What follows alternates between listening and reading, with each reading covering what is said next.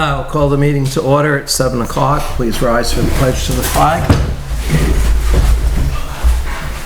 I pledge allegiance to the flag of the United States of America and to the republic for which it stands, one nation, under God, indivisible, with liberty and justice for all. Thank you. Roll call. Abbott. Fuller. Here. Haines. Here. Powers. Here. Bender. Here. Our minute taker is on speakerphone, so if we get to a point where members of the public speak, please identify yourself so that she knows who you are. She knows your faces because you always come, but she may not recognize your voice. I will entertain a motion to set the agenda in just a second with the addition of, underneath the regional planning report, an executive session regarding pending or probable civil litigation. And also under where we have the delinquent tax collector on the agenda, the addition of the Bolster property. Where are you adding? Under delinquent tax collector, he has a report for us and offers being made. So I want to get that on there. And is there anything else? Do we need the executive up there, or can we just put that at the end so everybody No, can the go reason I have the yes, we need it there because it will give some direction to the treasurer. Okay. And I put it there so that Laura Stone, who is with us, who lives way up at Montpelier, can have time to get out of here after she gives us her presentation. Again. Yes. Yes. Okay. Alright. Can she hear us okay or not? No, she's gonna call myself. Okay. Okay, so would somebody care to make a motion to set the agenda with those additions? I'll make it. Okay, made by Powers and Haines. All in favor? Aye. Any opposed? Motion carries. Okay, now it is time for comment from the public. Are you public or are you planning commission? I'm public. All right. If I can be. Okay, because we do have a slot for planning. Oh, I thought that was Shelley's report out. Do you want me to just wait till that? Well, I don't see Shelley here, so Okay, I that's thought fine. maybe the two of you had cooked No, something we hadn't up. actually, Okay, but I can wait till that point. if you don't mind. Sure. Yeah. Okay. Any other comments from the public? Okay, moving right along. I will entertain a motion to adopt the minutes of 3 select board meetings. The regular meeting of April 14th, the special meeting of April 26th, and the special meeting of May 3rd. I'll make the motion, we approve them. I'll second. Any discussion, additions, corrections? I don't hear any, so all in favor of the motion, please say aye. Aye. Any opposed? Motion carries unanimously. So, we have with us this evening Laura Stone, who is going to give a presentation on Bridge 7, which is just up Brook Road here, past Easy Street. And I'll turn the floor over to Laura. It's a PowerPoint, so she's going to be Turn around. projecting on the back wall, and we'll make a note. What time is it? 7:05. We'll make a note that Mr. Abbott arrived at 7:05. Did Drea get that? Not yet. After when it comes. Drea, Ken Abbott arrived at 7:05? Yes. Okay. Thank you. I can speak loudly. I can speak louder. So welcome. This is I already see a typo here. It's not a scope collaboration meeting, it's an alternatives presentation meeting for Danby Bridge 7 over Mill Brook. I'm Laura Stone, I'm the V-Trans scoping engineer. We also have Carolyn Coda here tonight. She's going to be the design project manager. So the purpose of the meeting, we really want to provide an understanding of our approach to the project, provide an overview of the existing conditions of the bridge, the constraints surrounding the bridge, discuss the alternatives that were considered in the scoping report. We really want to discuss our recommended alternative. We really want to build consensus toward an alternative. And I have down here provide an opportunity to ask questions and voice concerns, but you're welcome to ask questions anytime throughout the presentation. So here's the location map. Here's Danby Bridge 7. There's an aerial view. As you can see, there's a lot of kind of wooded areas surrounding Bridge 7. So I'm first going to give a quick overview of our project development process, then go into the project overview, the existing conditions, the alternatives considered, our recommended alternative. We're going to talk about maintenance of traffic during construction, schedule, so when you can expect to see this in construction, summary, next steps, and again, I'm happy to take questions at the end or any time in between. So this is a timeline of our project development process, and this slide is really just to show that we're at a really early stage of project development. Project's been funded. We have this stage called project definition that's been initiated. This is where we identify the environmental resources, the cultural resources surrounding the bridge. We evaluate alternatives, rehabilitation and replacement alternatives. We look at traffic control. We have this public participation piece, which is where we are now, and really we want to build consensus towards a project. Once the town decides on how they want to move forward with this bridge, that's when we're going to be at project defined. That's when we'll move into project design, when plans, estimates, we're going to quantify areas of impact. That's when all of that will happen. So we'll start the right-of-way process if needed. After project design, a contract will be awarded, and then the project will move into construction. So again, we are at this really early stage. Laura, you said the project's funded, Yes. Yep. so the town has no match or any money needed on that? The town does have a match.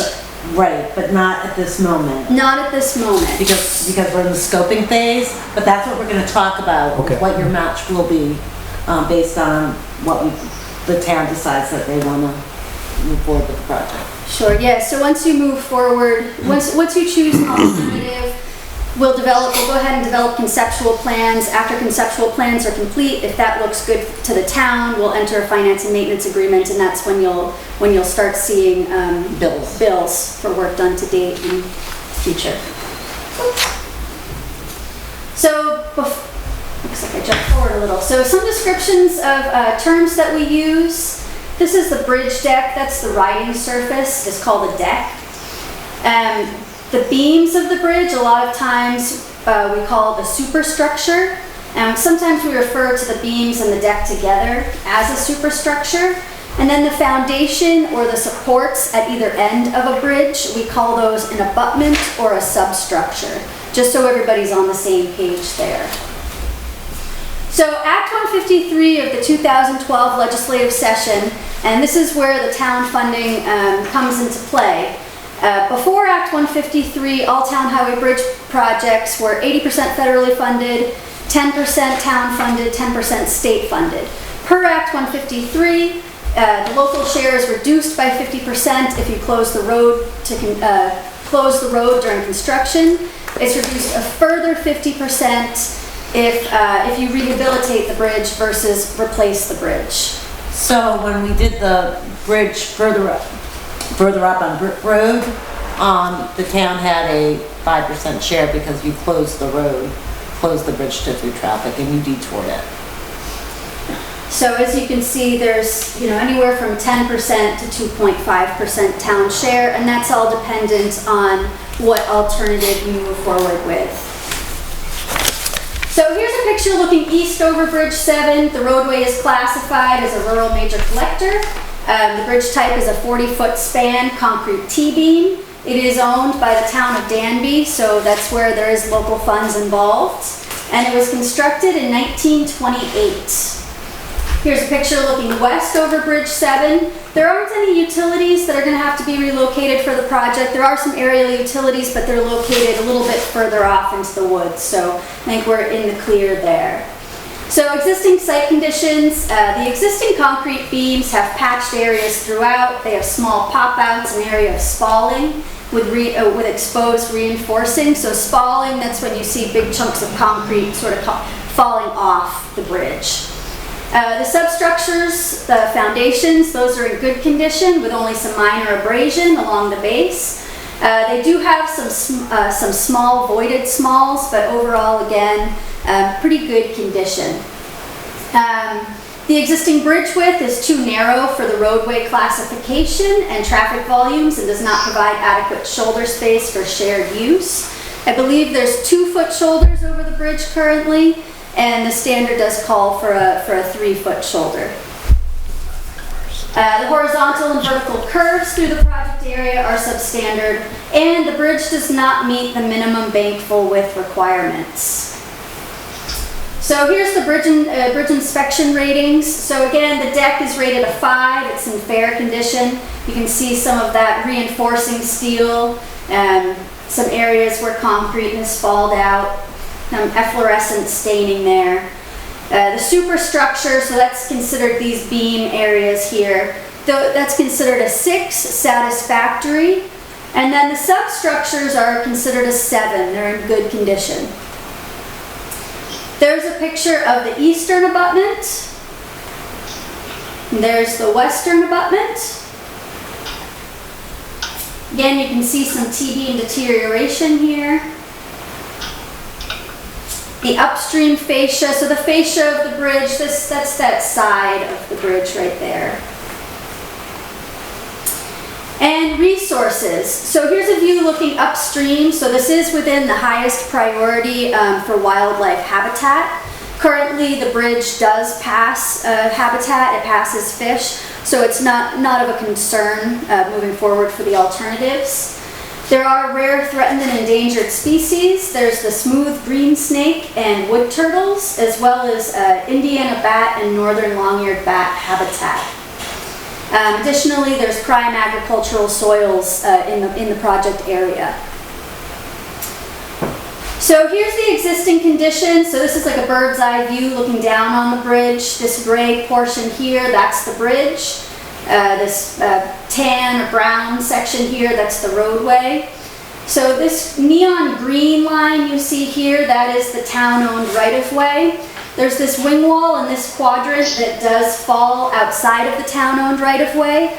So no matter what alternative we move forward with, there's going to be some rights needed. These purple lines here, those are property owner lines. And here's a profile of the bridge. So as you can see, oops, it is located on a little bit of a hump here. With a downward curve. So design criteria and considerations, there's 470 vehicles per day. Design hourly volume is 75 vehicles per hour, so that's your peak hour of traffic. You're going to see 75 cars. And percent trucks, 9.3, which is fairly high. So alternatives considered, and I'm going to go into more detail of these alternatives in the following slides. But we looked at a minor rehabilitation, we looked at a superstructure replacement, and then we looked at a full bridge replacement, both on and off alignment. So alternative 1, the minor rehabilitation. So existing, we have these 9-foot lanes with approximately 2-foot shoulders there. So a minor rehabilitation, we're going to keep that existing superstructure and deck. We're going to take out any concrete that's in poor condition and do some concrete repair. So it does maintain the existing typical section that remains unchanged. Here's the layout. It looks just like the existing conditions because ultimately it really is. The deterioration is addressed. The bank full width, substandard bank full width and the hydraulics is not addressed, and the substandard bridge width is not addressed with this alternative.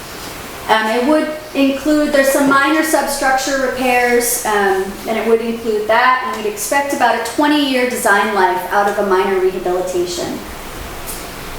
So alternative 2 typical section. So this is the superstructure replacement.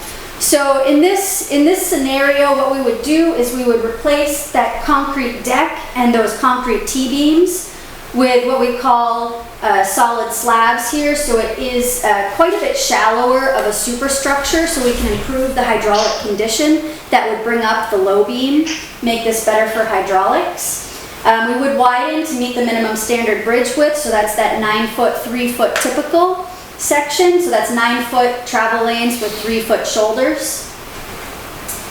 Here's what the layout looks like. It looks very similar because those abutments, they would remain in the same exact spot, but we would widen out the bridge a little bit. So this dashed line here, that's the existing edge of pavement, and we would be widening it to that 9-foot, 3-foot typical. How would you do that? How would we widen it? We would be replacing that sub-base material and create new slopes. If they don't show the limits there, but you'd build the bridge and then we would do replace the sub-base and the pavement. Because what she doesn't have shown here is the actual roadway typical, and the roadway typical would have the 24 feet rail to rail just as the bridge would. Yeah, so what happens is the existing beams and deck are removed, and then the bridge seat, it can be poured a new bridge seat, so that part that the beams are founded on, we can pour that up to match that new superstructure depth. And again, like Carolyn said, I mean, all this would be full depth replacement of the substructure material there. And that width that we're proposing is exactly the same as what's up by Keeler Road. Okay. I guess you're saying this is just the deck replacement, superstructure replacement, correct? That's this option. Yes, but then I thought she just said they were going to do the you're just going to do work Well, on the we have to substructure. take everything down to the bridge seat elevation, which is, So let's see go if I back to have a that. profile here. I don't have a profile here. We'll go back to your But little picture of the different, Yeah, so if we look at actually, this, see right there, up where the T-beams sit. so this is the bridge seat right here. So these T-beams, as well as the deck, would all be removed. As well as the top of the wing wall in As- order to get the width. Yeah, so we would cut this down here, and then a new bridge seat would be poured to match the new depth of the superstructure. And then you put in new T-beams? No, No, so no that's T-beams. no T-beams, and so solid slabs. It's this. They're about, probably, I'm what you see 18 is inches or 21 inches deep, so they're Yes. not very deep.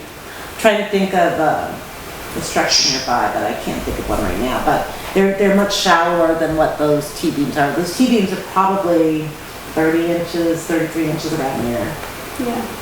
just to give a little bit more opening. It doesn't really solve the bank full width issue, which is what you. No, is that a precast or is that a poured in Precast. place? It's all precast. Yeah.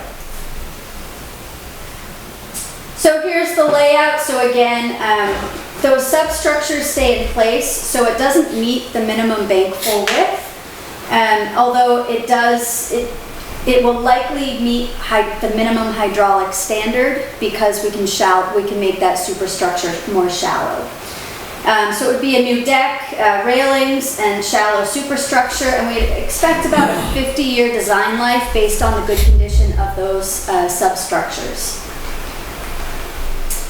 So alternative 3 typical section. So this is a full bridge replacement, and this would be either the on alignment or off alignment. We're showing that 9-foot, 3-foot typical section.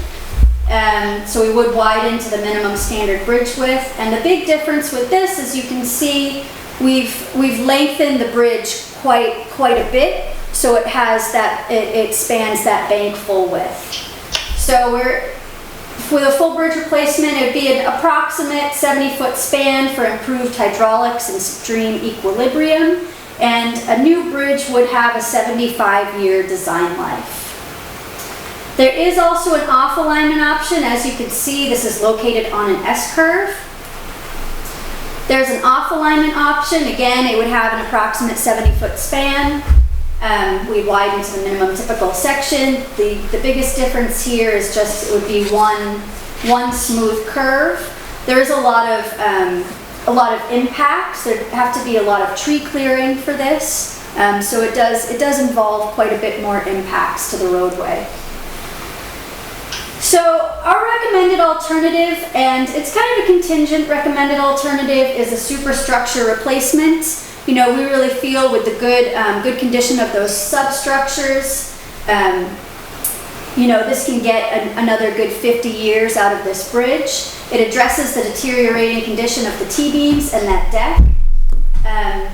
It would improve freeboard for hydraulics.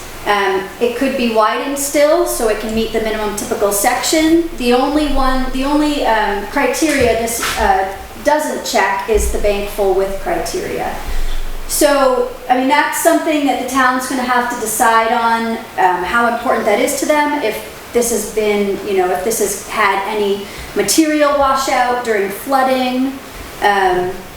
You know, this is really, it's up to the town, it's your bridge. So if a full bridge replacement is what the town wants to move forward with, that's okay too. This is our recommended alternative. So maintenance of traffic options considered. We looked at an off-site detour, temporary bridge, and phased construction. So with an off-site detour, the detour would be chosen and signed by the town. There would be a 60-day duration. And that's a pretty conservative number. The shortest route is 3 miles end to end, and I know there is quite a bit of truck traffic, that 9% truck traffic, and so there might be truck traffic concerns, and there might be some additional detour signing that the state has to help out on for getting trucks around the bridge. So this is just the shortest detour route shown. It might not be the best. I mean, ultimately it is up to the town if you move forward with a closure to sign, to choose what routes you will be using. So this is Brook Road to Bromley Road and Easy Street back to Brook Road. right. No, that's not gonna happen. That's out. So this is That's just a the four-wheeler path. shortest route possible. This is what Nancy Avery was saying. Yeah, so this is the other alternative we're showing here. It adds 0.4 miles onto that other route, but this is Brook Road to Colvin Hill Road and Danby Hill Road back to Brook Road. No, you're better off just going all the way around and coming out on, what's it, Lewis Road? Yeah, and it's up to you, what you want to sign in. Yeah, Yeah, because that one isn't really in another. No, that is what she said, Calvin Hill Road. yeah. No, Calvin That Hill. comes back down, Calvin Hill Road from that's coming down Hopper Hill. That's coming down Hopper's Hopper's Road. Road is Calvin Hill. Yeah, but that's not a good Oh, alternative. yeah, no, that, they can't make that turn. Yeah. No, Yeah. that's going on out Danby Hill. And the- No, you're right. Yeah, that's the wrong that's Hey, Hopper. we want more. I don't think we have We it. don't have it here. No, that's fine, and we It's up to you. understand, that isn't It's up part to you. of the major part of this discussion, we were just kind of We talking. just show the shortest route, and mainly that's because a lot of times there's concerns about emergency response times, and so by showing, hey, there is a 3-mile route around, you know, we're not showing this, you know, 20-mile end-to-end detour. But yeah, again, ultimately it's up to the town. Well, and the problem with there is between the Brook Road on the right side where it starts, yeah, between there and Rachel's Crossroad, it's so narrow. Okay. You know, like 2 trucks passing is a Yeah, nightmare. I mean, I don't think we want to get into it, but yeah, Right. we could make that one way, and then Yeah. put a stop sign coming down Brook Yeah. Road. Well, you might also have to just shut down the truck traffic. Well, They can go around. where Close to do the you, trucks. Okay, that's down the road, so to speak. Yeah. so, I mean, so that's something that we don't need to decide. Right. About that, because it's up to the town. Right. But if you the reason why we're sharing this is that if you close the road, your share gets cut, you know. You're, close the road and what? If we close, You go from a if we 5% close the road where the bridge is, and you guys detour traffic, your share goes from, we'll just say, if it was a full replacement, it goes from 10% to automatically to 5%. And if we go with the superstructure replacement, and we're using the existing abutments, your share is only 2.5%. So it comes down to what's best for the town in the long term, and also with your share and the Interesting. expenses. So the next option, we looked at phased construction. The roadway is too narrow for phased construction, so we didn't consider this further. Phased construction is when you construct one side of the bridge while maintaining traffic on the other side of the bridge. And then a temporary bridge. So here it would be a one-lane temporary bridge. It can be constructed either upstream or downstream. There's an upstream bridge layout, so you can get an idea of what that would look like. And a downstream temporary bridge layout. So this would be one-way alternating with a traffic signal on either side. You can see these white stop bars here. And our recommendation is a superstructure replacement while maintaining traffic on an off-site detour. Again, we're looking at a 60-day bridge closure. This would address the deteriorating condition of the T-beams and give you a lot more design life or service life out of the existing bridge. We would replace with a more shallow superstructure so we could improve the freeboard for hydraulics. Bridge typical section would be widened to match the corridor or the minimum standards with that 3-foot shoulder. Again, that 50-year design life. There would be additional right-of-way needed, mainly just because that existing wing wall falls outside of the right-of-way. And we have this construction year of 2025.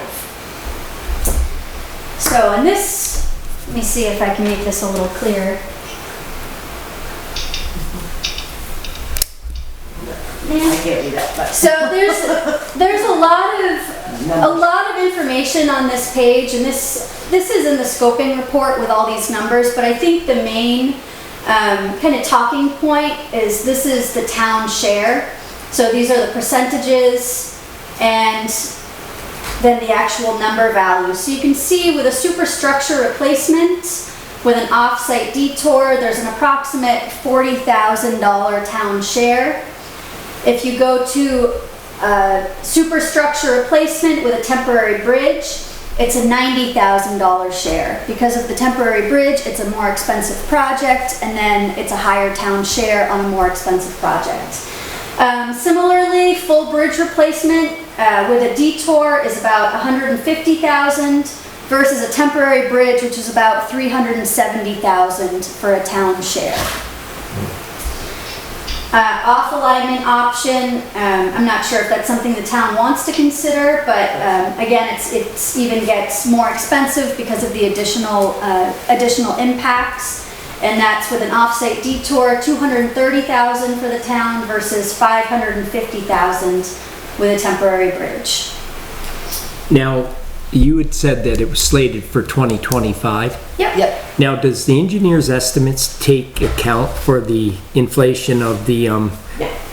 It does. Yes, it does, and, you know, even the 1.5 million, it could end up being 1.8 million by the time, just because we just can't predict. well, that's what I'm asking, because we are then our predicting. percentage goes from, if we all are talking 40, and then we're talking 60, and that's a big, Yeah, and I don't think, That's a big jump. that is a really big jump. I mean, we just had a project in Pulteney, it was a miracle. We had revised our estimate somewhat related to structural steel costs and things like that. And the low bidder came in just under our estimate. So that was really good. We've had some projects where, yes, I mean, we had a bunch of projects advertised in December, January, and those prices were way over our estimate. But we've taken what we've learned since December, January, and February and have increased our cost. One thing, if we went with a pre-stressed solid slab unit, those costs, yes, they're a little bit expensive now, more than they were, let's say, 2 years ago, but they're still less than structural steel. So, but we have taken that into account. And I had Laura make sure that we had increased some of those costs just to make it more realistic. Yeah. And we may be lucky, you know, in 2025, maybe prices will, you know, drop a little bit, get back to normal. Any other questions about this page or any of the information on it? So again, construction start 2025. So I guess the caveat to that is that's the superstructure replacement. If the town decides they want to move forward with a full bridge replacement, that might pop it out into 2026. Total cost estimate of approximately $1.5 million with a town share of 2.5%, so about $40,000. And that includes the preliminary engineering, correct? Yes. So that also includes our costs, the designing costs, the engineering costs, on top of the construction costs. So next steps. So either tomorrow or Monday, I'm going to send the town. Town acceptance of scope form. So that's going to just list out each and every alternative with check boxes. The town can check whichever alternative you want to move forward with. This doesn't need to be filled out Monday, but you know, sometime. So can that wait until our June meeting? Yeah. Yeah, it's you can take as long as you need to take, you know, within reason. Yeah, we if we're gonna build it in 2025, you know, we can't get that letter in 23. No. You know, we can I'm just move thinking forward. we don't have to have a I wanted special to have meeting time next to, week or something. we want the town to have time to really discuss it and look at, you know, you have to look at 50 years from now and look at, or 75 years from now, or 20 years from now, the different alternatives, and just make sure that what you decide to do is what is in the town's best interest, especially with the dollar value. So we're going to wait for a town response on how you want to proceed.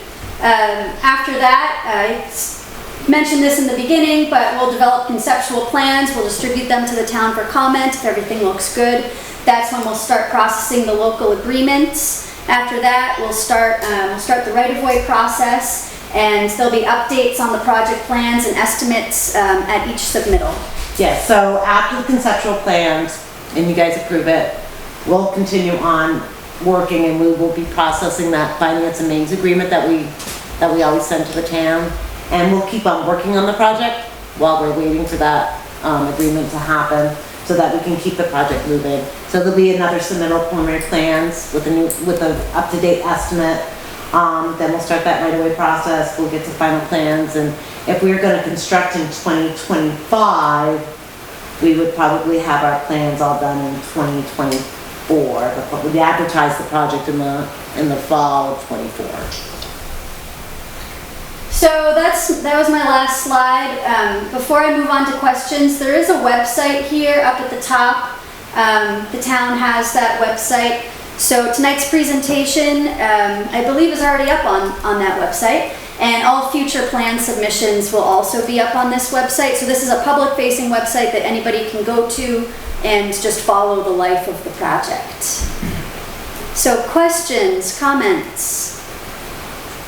You were talking about the superstructure and cutting down the walls. Are we going to lose any height if that gets dropped down? So what happens is, let me go back to that picture. Not that one. This one's a little easier. Yeah. So because we're going to be widening this, we cut the wing wall down at like that bridge seat level, and then we pour a new wing wall and bridge seat. So you wouldn't lose You wouldn't lose any height Okay. from the bridge. Just for water volume. Well, we, Yeah, so what we actually want to do, so instead of the bridge being founded on this bridge seat here, we'd pour a new bridge seat, so we actually want to lift it up. So there is, so we may raise the grade a little bit, depending, like, right now, what we've shared is just kind of maintaining the same grade, but maybe we have to raise up the grade a little bit, just to make things work. We won't know that until we start looking at it from an engineering standpoint to make sure that we're providing, proper, safe site distances and things like that, stopping site distance, things like that, just to make sure that our vertical alignment meets. That bridge right now meets the standards for the hydraulic study. I'm sure, no, it doesn't. so it doesn't meet the minimum bank full width, which is more of an environmental aspect. So in terms of hydraulics, I believe this is a 50-year design storm or a 25-year It's 25-year design. 25-year design storm. And so at the 25 design storm, you're supposed to have 1 foot of freeboard. So that means between the water elevation, the surface elevation of the water, and the lowest beam, you want to have 1 foot. And so currently, I believe there's about 6 inches. So that's why we're talking about if we raise up that low beam, then we can get this to meet hydraulics. So it won't meet the bank full width, but it will meet the opening that's needed for hydraulics.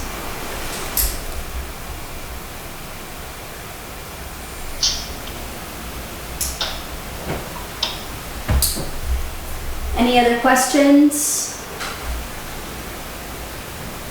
And so that's why I mentioned if there's been a lot of flooding here, if the town's always going out and fixing the bank up, then maybe this is a good spot for a full bridge replacement. But if you've had no flooding issues, if this wasn't an issue during Irene. See, the problem is with that bridge, there's 3 others that are almost identical, which I'm sure you guys are aware of. So this is the funny story that I shared when this bridge came back up. I'm like, we're doing everything backwards. we should have been starting from the bottom and head west. But yeah, you're right. The other bridge. It is kind of a tangent I'm going on, but why did you pick 7? Because was there actually a superstructure isn't in as good at, because I looked at all of them afterwards too, trying to figure out which one you would pick as a first. It must have been that the bridge further, the one that we did a couple of years ago, was probably in pretty bad condition. The structural steel was in bad condition, so that's why that one was. But I was thinking you have 3 others, one that's to the east and 2 to the west of this one. Correct, and I think that part of this is that I know that the regional planning group commission and the transportation folks, there's the towns work with them to get certain bridges and priorities and get them on the list to get to our asset management group to start looking at funding. And so this bridge must have been brought to someone's attention and not the other ones, is the only thing I can think of. Right. Lauren, I don't know how We don't got choose there. the bridges. We don't pick them. Someone else picks them, but usually it's the town has said, hey, we've got some real issues with this, or based on conditions. It's inspected by our bridge inspectors every 2 years, and maybe based on that inspection, it got rated to the point where it needed to be replaced. The deck at least. I mean, the deck does look very poor, and the T-beams are not in the greatest condition. You can see that by all the exposed reinforcements. Well, the funny thing is that was the last one that was rehabbed out of all of them when they were rehabbed. So you're going backwards on if we start. It's crazy. I know. I mean, but the rehab was probably 18 years ago, but then it was like 24 on the other, so they've all been. It's been rehabbed before? Yes. Yeah, it should be right around 18 years ago that was done. What was done? And it was just the deck work. There was no superstructure. Was that done by the town? No, it was done by, I believe Daniels did it at the time. That was a state. Okay. It was during my career, but. Dougie, were you on the board then? I've seen so many bridges get rehabbed that I can't remember which one. Yeah, I don't know. That's a really good, And it's not a big deal if a bridge is up but, for. but what it's telling you is that deck is Yeah. not good. If it was 18 years ago, I was on the school board then, so I weren't on this board at that point. Yeah. So it could have been also, it could have been through a town, it could have been through a structures grant, through the district. That might have been how it got, I think they were doing structures grants back then, so, if it was 18 years ago, that would have been around 2002, so. It could have been something that they put out where but, I don't know, but I'm gonna look into it. I just think that one came up because also the approaches aren't that good if you're a trailer and stuff, you know. Well, remember after they did it, the approaches were worse. It's not gonna fun right now because the trailer or, you know, I wonder if that's why it became a higher priority because it's got more issues approach. Yeah. No, Yeah, we've got. that was, I was just going on a tangent. We probably shouldn't go far on. My question is, though, if they, No, on what the state, but it's true. I mean, we have another town, Huntington, where it's the same thing. We ended up replacing the last bridge up the hill, up Camel's Hump Road, and the bridges that were below those were worse condition, and they couldn't even bring some of their construction equipment over those bridges without. So sometimes it doesn't make sense. I totally agree. It doesn't make sense how things happen. Right. another question is, if they go through that, what they recommend, is that gonna actually help the approaches by giving them 2 foot? Well, I think the approaches can always be raised because it wasn't an issue there. It was just the fact that when they It's that. put it back to we could fill them. To the superstructure replacement line. Just see what you guys did here. So, there's a few things we could do. Is the wing wall 3 just a little stubby thing? Yes. We have to, I don't know. That could be an issue. Well, you guys had said that you were gonna extend it to a 3-foot shoulder from a 2, so you're gonna gain 2 feet of road then. Yeah, Yep. and, we guesstimated what that guardrail's gonna look like. And we're gonna have new slopes behind the guardrail. So what that shows is that actually we would go from the base of that guardrail, we'd go another 3 feet, 3 foot 7 inches behind that, and then we would drop our slopes down. So I think the approach will be a little bit better, and we could fix the curve a little bit, just to make things a little bit better. Not a lot, but you never know what we can do.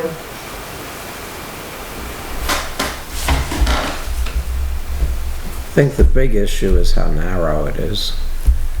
It appears, And right. the same And thing with the Fishville Bridge. Yeah, so I think once that gets, so the whole idea here is, no matter what, as either the town or the state, on behalf of the town, works on these bridges, the road width, for the traffic on this road, the road should be 24 feet, rail to rail, all along the road. And that should be like, if you look at it as a corridor, right? So as you continue to work on this road, that should be the town's goal eventually, is to make everything where you can 24 feet. So that's why I made sure that when we started talking about this bridge, I made a point with,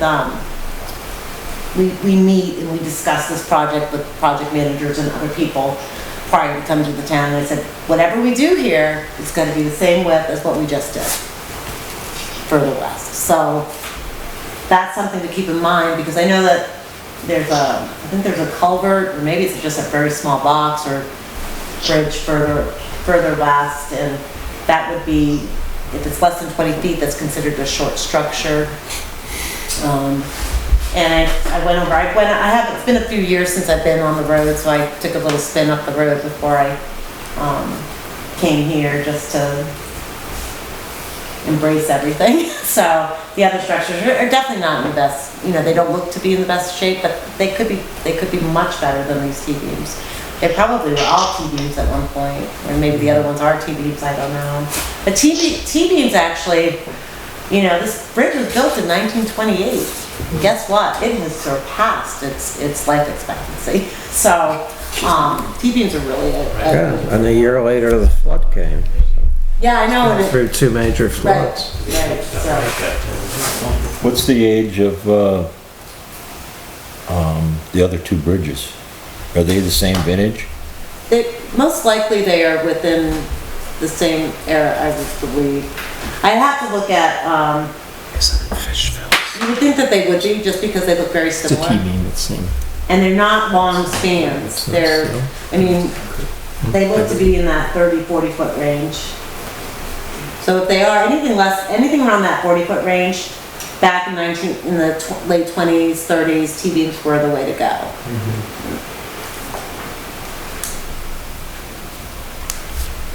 Okay, any other comments or questions?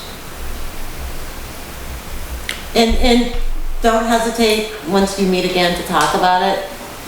Laura can email Laura with questions and we'll get you answers. Thank you, that was very thorough and enlightening. Thank you. Thank you. Okay, so Shelley Taylor's not here to give a regional report, but I think Ed has something for us. Yeah, well, I didn't coordinate with Shelley, so, you know, at the last meeting, there wasn't anything really damn specific that had come up. We, you know, looked at some solar projects in Wells and Pollitt. I can't hear whoever's speaking. Sorry. We looked at some solar projects in Wells and Pollitt, cell tower in Ira,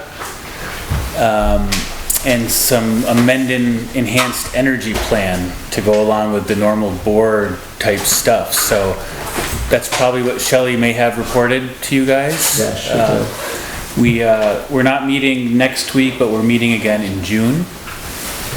And, you know, I guess the reason I'm here is kind of on my farewell tour as director, stepping down at the end of the fiscal year. So the executive committee is doing a search right now for a new director. I'm going to stay on part-time and do planning work, some zoning, bylaw stuff, subdivisions, you know, just working with towns on town plans and that sort of thing, but on a part-time basis. So I'm here to kind of just say thank you for, you know, everything that we've done over the past, you know, I guess I've been the director for 8 years, but I've been there for 15, so we've done a lot together. So kind of just doing a farewell tour. And you know, I had one question, but I'll stop there if you guys have any comments or anything you want to ask me on the RRPC in general front.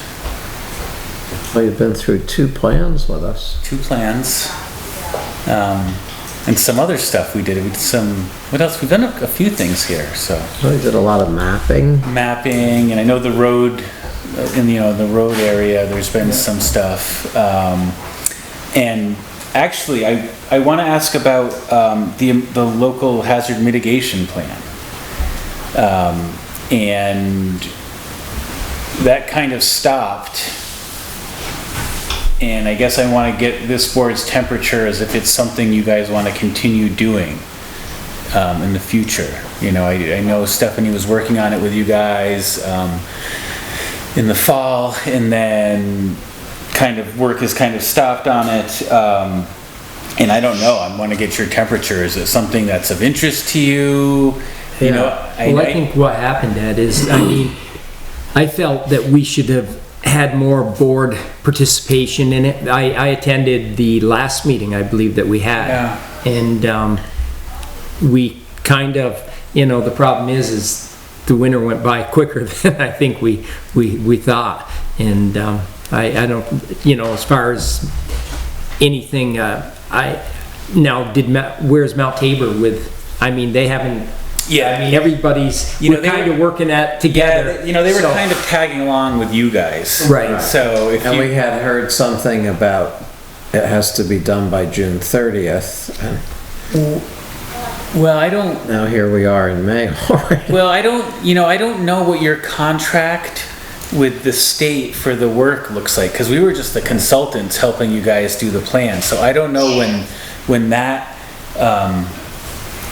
is up. I think our contract with you, because we did an amendment one time. Yeah, and it ends June 1st now, or is Oh, is it it June June 1st? 30th? I know it's in It went to June 30th, but I'm not really looking at that because I know we could always extend it, Right. but if you guys, want to, I mean, like, is it something that's a priority? I mean, it's good because your ERAF rate, which is the Emergency Relief Assistance Fund, if there's ever a disaster, the amount the state pays the town back for that changes.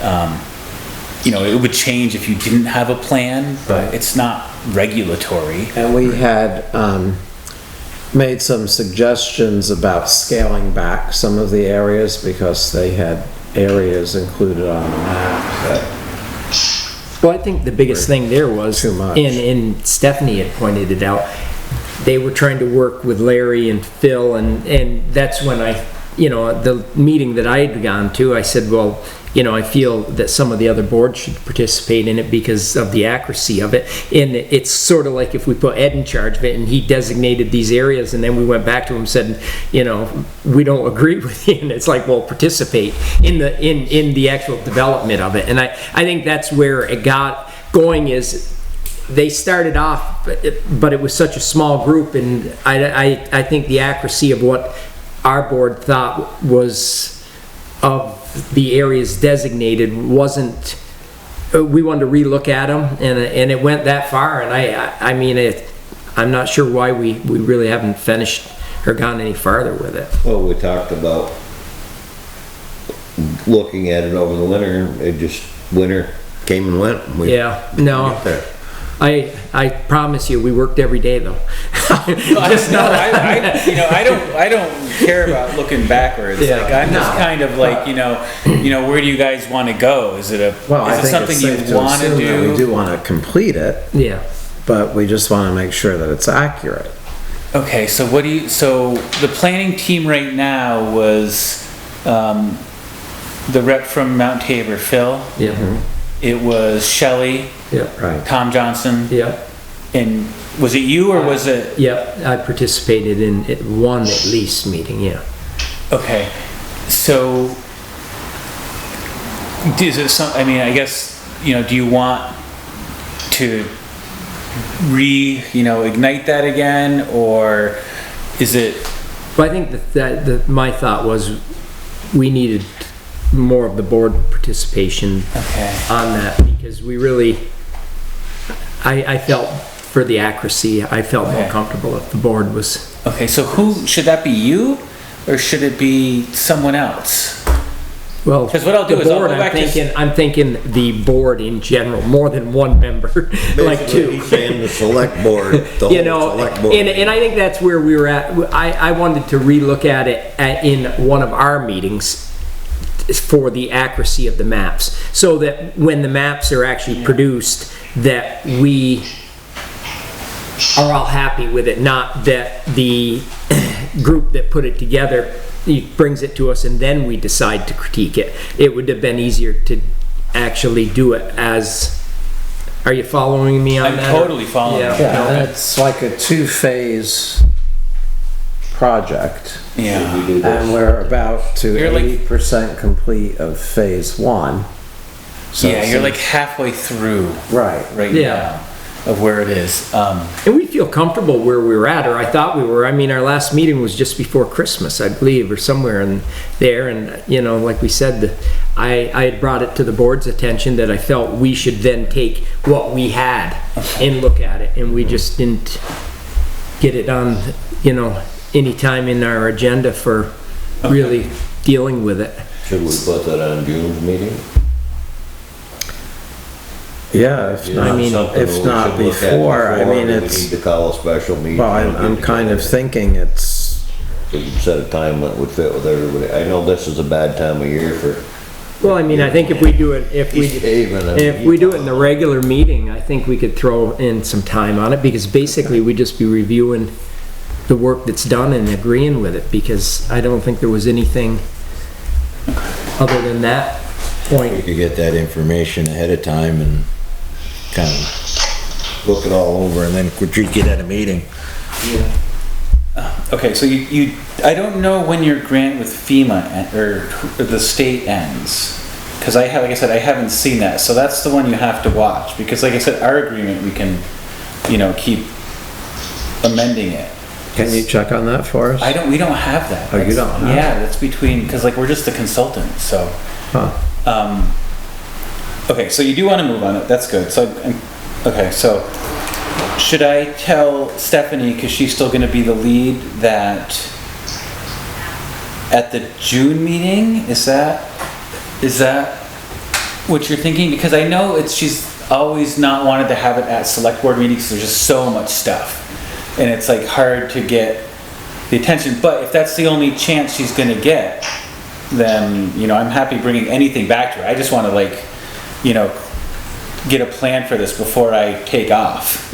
'Cause Well, I kind of feel that the group that's been working on it Needs to participate needs too. to participate and maybe at least get a good outline that, we don't start reinventing a wheel at June meeting and spend 2 hours on it. Well, that was my concern on the whole thing is, I think everybody involved in the initial stuff was, doing everything the best of what they thought, and then we kind of looked at it and we were like hacking it up. Right. And that's when it's like, well, wait, I don't like doing it that way. Yeah. I'd rather us all, participate as it develops.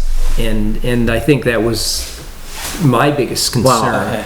Well, how about if they look at the revisions that we made and... Well, I think we should actually, as a board, do the revisions. Okay. Because if we look at it, everybody involved at our next meeting, because then Steve may have some input on some of the four corner stuff, Kenny over on Baker, some of these areas, so that we actually all agree on it and then send it back to them so that we don't. So I think it really is in the board's hands So right now. shall we ask Stephanie to give us what she has at this point with the Well, we have it, suggestions but that she we can, made? if she doesn't mind coming to the meeting. I know even if she doesn't want to come to the meeting, but she wants to just refresh us at where we're at with it, because Right. Okay. I still have the stuff that we do. You do, okay. Yeah. And I think that would probably be helpful to her, is to have the comments and revisions packaged back. I don't know if she could make the June meeting, but I don't know if you guys would want that to have her guidance here while she does it, or if you just want to spend time at the meeting, do it yourselves, and then give that all back to her and see where that goes. Or if, I mean, we could do it that way. I don't see any reason to drag her down here if we haven't really all looked at it, and her sit there and watch us kind of basically talk amongst ourselves over, if Baker Brook Road really has a flood hazard area, we'll hash that out amongst ourselves. Okay. I believe we're, Can you email that to everybody? is there gonna be concern that you guys aren't identifying enough stuff? well, and that might have came up at the last meeting, that we were kind of, Yeah, what we feel or what we know compared to, anecdotal or what people are telling her. I mean, Because they had some areas in there where we've never seen any kind of flooding or water accumulation, and we just point blankly did not understand why it was even on the map. okay. So, all right, so that's cool then. So then, if you guys want to spend time at your next meeting, make the comments and then say, yep, this is good, yep, this is good, yep, this is good, or no, we don't want this because we haven't seen flooding here in forever, or because of this. I think then she could take that back and at least get the ball rolling again. So. And then I don't have it hanging over my head when I leave on June 30th. will it affect your golf game if you're really I don't have a golf game anymore. I played twice last year. So where did you buy that winning lottery ticket? I don't know. think it's just a midlife crisis. I don't know what it is. But I do want everything square and nice and everyone happy, for the next director when they come on, whoever that is. So, all right, well, that sounds like it's a plan. So you guys want to do it, which I'm happy about. If you have all the info, just at the next meeting, maybe that's when you guys just spend some time doing that. I'll tell Stephanie, and then she can expect something back from you, like with comments and reasoning and all that sort of thing, and they can, Right, and then we can move forward if she wants to participate in the next one, or maybe we can do some individual groups with her or something. I think that's what she'd want to do, because I know it's easier for her to do that. So if there can be participation in that individual group, from maybe a few of you guys and then the other group, I think you wouldn't have to worry about feeling like, oh, well, I don't know what's happening, or like, why am I seeing that? I think then it would be easy, because you're at the point now where you're close. I mean, you're halfway through it technically, but if you get over this part, the next part starts going quickly, and then you guys can be done with it. So. Right. And Janice should have that grant agreement filed, so you can find out what the expiration date is on it. Imagine she's got it filed. Okay, yeah, it's probably 2023, I think, but the other ones usually are, because it was a 2019 cycle, but then COVID, and then it came in, so I think it's 23 or 24, but just double check that, just to make sure, because I don't know how hard it would be for you to change that one. Like I said, ours, we'll probably have to do an amendment for ours. Right, because it's gonna expire. In a couple. Yeah. So. Yeah. Okay. Cool. Okay. But thank you for everything, it's been great working with you guys, and Brad, we've done a lot together, so it's been good. And I'll still be around for. Yeah, I was gonna say, you can still attend. Yeah, town plan stuff, when that comes up again, let me know. You guys have a village center, so, I'll still be doing that with you guys. Okay. Anything kind of in the planning world, which is, I think the only bylaw you have is flood hazard area bylaw. It's the only one. So, any assistance with that too, and you can help with it, so. Okay. All right, great. Thank you, Ed. I'm leaving. Thank you. So I will entertain a motion to enter executive session for personnel matters and pending or probable civil litigation. I'll make the motion. I'll second it. All in favor? Aye. Okay, we will go in the other room. Okay, so So you guys we ended executive session? Yes, we're out of executive session. at 8:31, I guess, 8:30. Okay, so we will continue with the treasurer's report. Okay, did anybody have any questions on the reports that I sent to them? No. Okay. I went to some training last week, and there was a bunch of treasurers, and they basically went over like internal controls and different types of reporting. So I'm going to be experimenting with reporting, so you guys let me know what you like, what you don't like, and what you guys want to see in the future. One thing they did mention is when they scan the warrants, some of them scan the invoices with the warrants, and some of them just send like the invoice edit report, which is what I've been sending you. Do you guys have a preference? They sign the warrants, but I would think the invoice with the warrants is the best way to go. Okay. But these guys are the ones that can, if they're signing the warrants, they may want to see the invoice.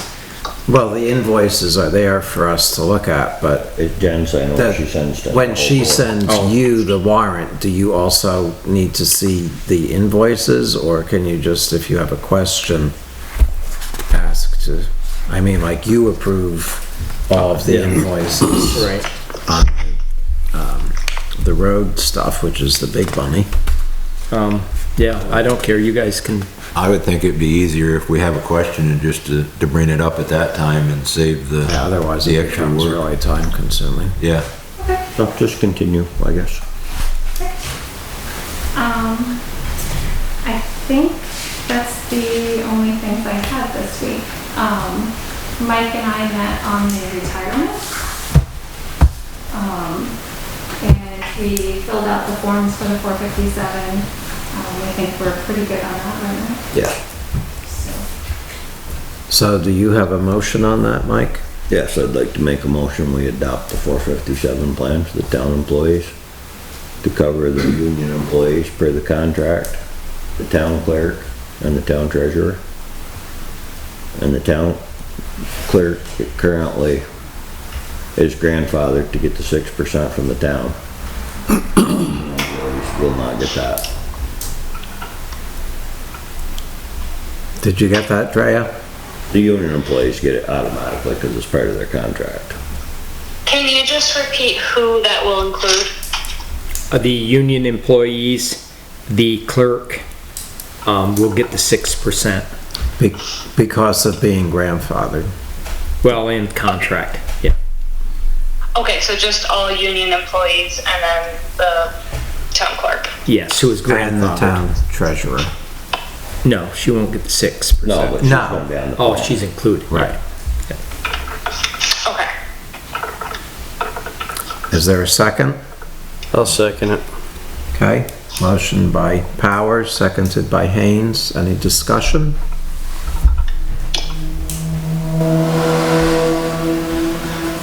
Hearing no discussion, all those in favor, please say aye. Aye. Any opposed? Motion carries unanimously. Okay, any other business for the treasurer? No. Okay, thank you, Jennifer. Okay, our next item on the agenda is the Delinquent Tax Collector's Request for additional NEMRC access. Doug?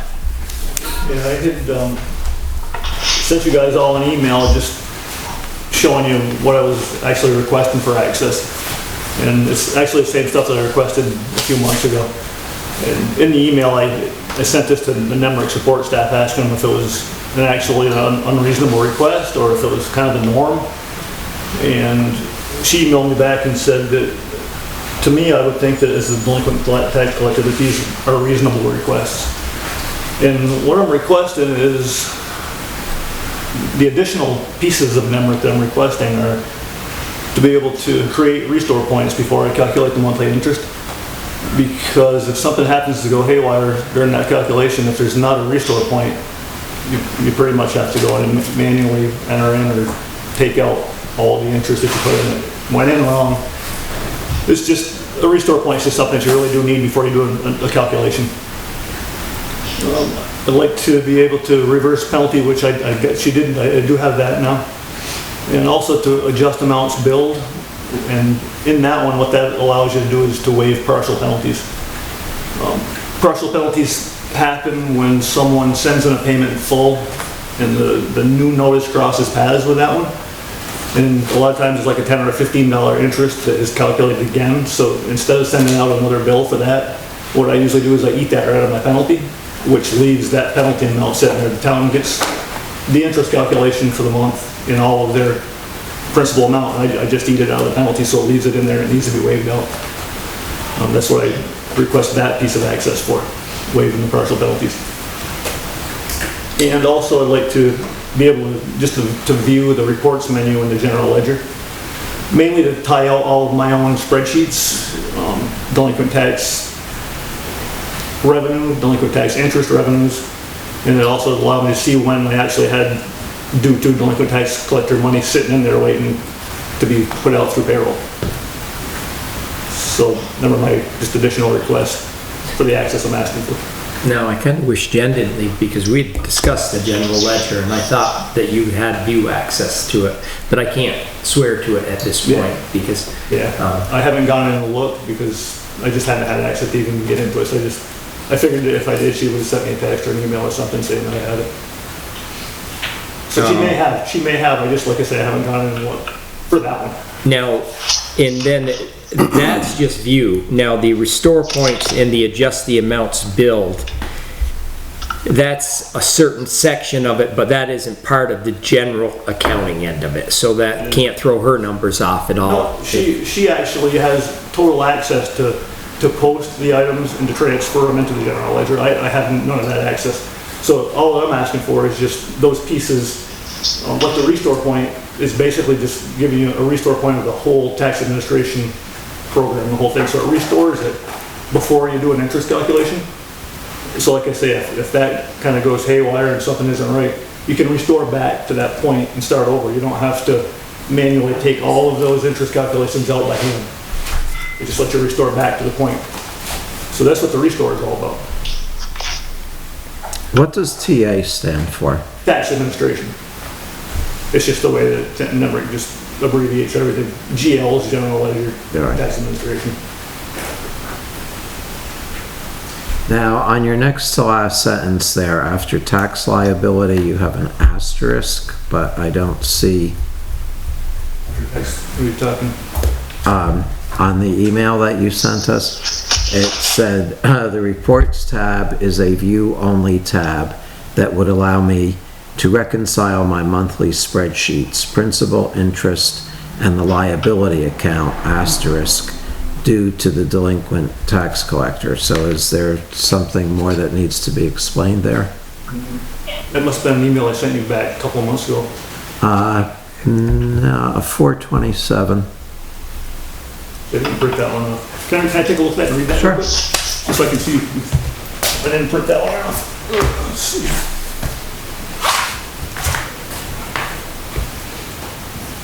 First, okay, was it the one in tax administration? So the first one's in TA? See the next to last sentence there. Okay, you see the asterisk, yep. Okay, so it's, the reports tab is a view-only tab that would allow me to reconcile my monthly spreadsheets, principal, interest, and liability account.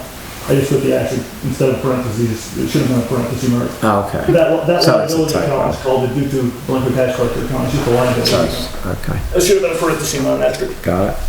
Now, I guess Doug, just to, and I know we went through this before on the, did you ask for the restore points before? Yeah. I was just wondering if I had notes, because I remember I spoke with you and then, Yeah. and then I took your notes and then I took the other notes and so I was, and I don't have my notebook with that one, to know what. Right. Everything that I'm requesting here, I did request the first time. Okay. It's nothing new. It's the same things. I got pieces of it. I did get, I got the waive penalty. I got waive interest, which I shouldn't have that one. So that one can be taken, because I shouldn't have the ability to waive interest. That's, you guys call it, it's not mine. So that one she can take back from me, because I don't need that. And she may have given me that one thinking that it was one of the others too, I'm not sure. Well, I'm wondering if that was the thing, is because I thought we went through every single one of them and gave you access except for the general ledger, which she said she was printing every week anyways, and I thought I had talked to you after that and said, look, if you need general ledger quicker than that, just give her but like you said, maybe it makes it easier for you to pull them up. But that's why I'm wondering why the restored points and the adjusted amount, if they were asked for before, I thought, and I don't have my notebook from then, it's probably in my truck, but. It might be that she checked her own box, because I didn't ask her for the interest to be able to. Because I'm almost thinking that might have been the case, because literally I went down through and checked because when you and I spoke, I wrote them all down, and then I went over them with Jen, and we went through every one and she checked them.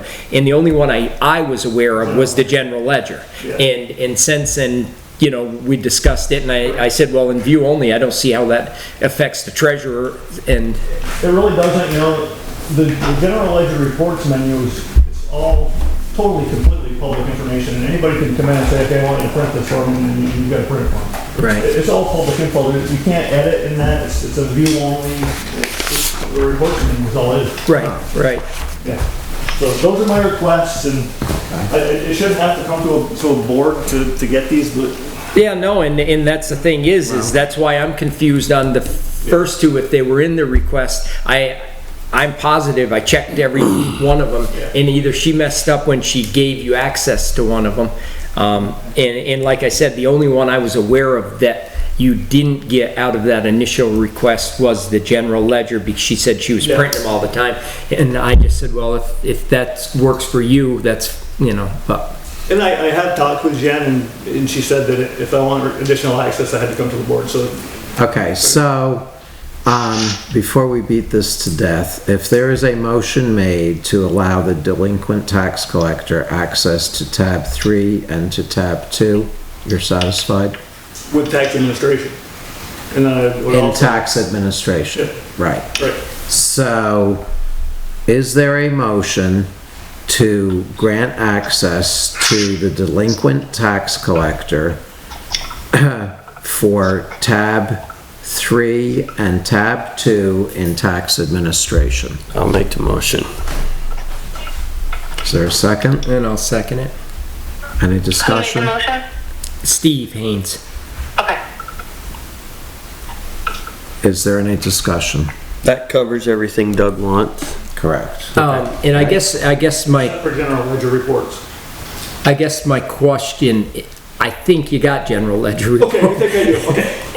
But is, if it was in the original request, I guess only in discussion, is there was a screw up somewhere from it, because I can find my book, and if that was in there, I know that it was supposed to go to you. Okay. So I guess on the board's behalf, I don't think it was anything as far as, other than maybe a screw up, but I don't know for sure.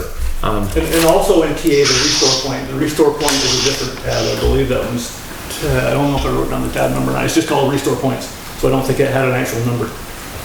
So I need the restore points, and I need tabs. So you want us to amend the motion to include restore points? Does, So you- restore points and adjust account build, that was tab 2 and tab. Tab 3 and then tab 2, I believe is what I have on the email. right, Yeah. So it would be restore points, tab 3 and tab 2. okay, So that was, do Haines and Fuller agree with amending the motion to? As long as he's Include giving us the right restore. tabs. And I guess the only thing I would like to say is, we're giving you the restore points and the adjust. If they're different than tab 2 or 3, then they're 4 or 5, then that's what we're, just so that there's no inclarity there, that you're asking for restore points and adjust amount to. So yeah. tab 3 is actually called adjust amounts billed, Okay. and tab 2 would be, I don't remember what the wording was, so I'm just gonna call it tab 2. It's the one, that's what I need. But you're calling it restore points, basically. Restore points is different It's a than different 3 tab and than 2. 3 and 2. Okay. Restore points is all its own, it's restore points. Why doesn't NEMRC just use general accounting instead of this stupidity Is that of fund it? accounting? That's their new. Fund accounting is much better than general, trust me. Get used to it, it's good. So, Drea, are you clear on the motion as amended?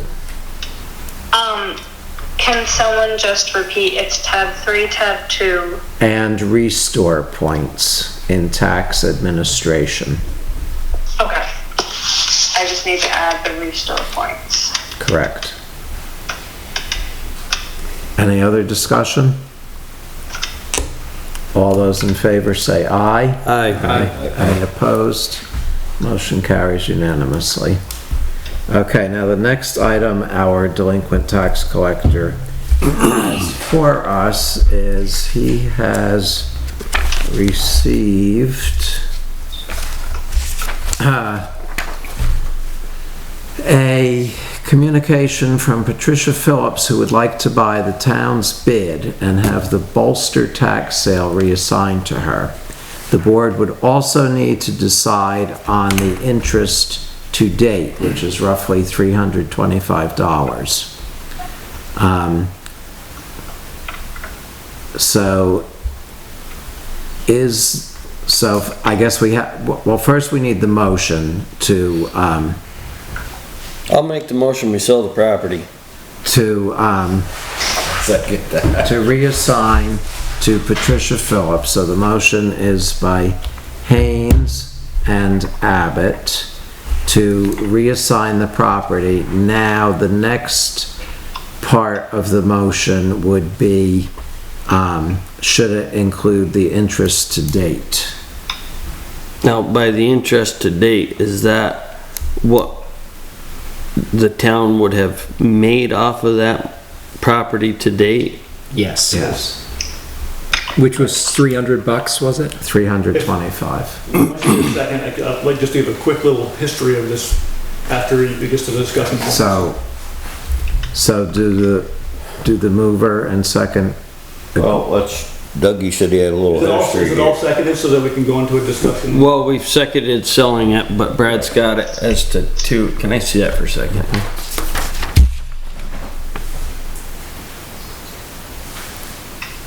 But before we make a decision on the interest, I'd like to hear what Dougie's got to say about the... Oh, for sure, yeah. Okay.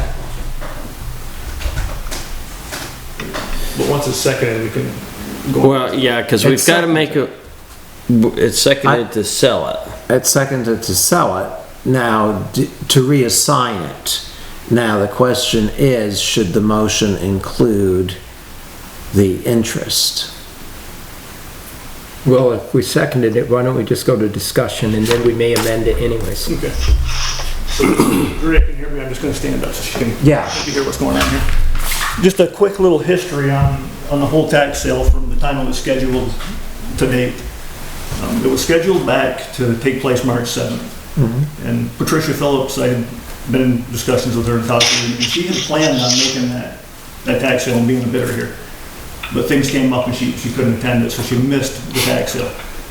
And when she missed it, she just thought that it was nothing that was done, that she couldn't actually do any more with it, and never got a hold of me. And this happens quite frequently at tax sales. You'll think you've got 2 or 3 people coming and they don't show. So I never pursued it either. About 2 weeks ago on Facebook, we were commenting back and forth, and she was like, well, I would have been on that property, but I missed it. I had some stuff come up and couldn't make it. So I let her know that, whatever a town bids on a property, and they're the only bidder, that the bid can always be reassigned, because the town doesn't want these properties. Just give me a call if you're interested, and I can run you through the details, which I did. She called me, I guess she called me Monday or Tuesday, whatever day I called you, Monday I think it was. And seeing how she missed the sale, I ran through everything just like the attorney would to somebody sitting here. I let her know every little piece that would happen if they do redeem, the amount of money she would make daily if they redeemed, and I also let her know what would happen if they didn't redeem. She would end up having a property transfer tax at the end, $187. She would get another delinquent bill for the 2022 tax year. I wanted her to know all this stuff up front before she decided she was going to really want the reassignment. She's totally good with it. She agreed on it.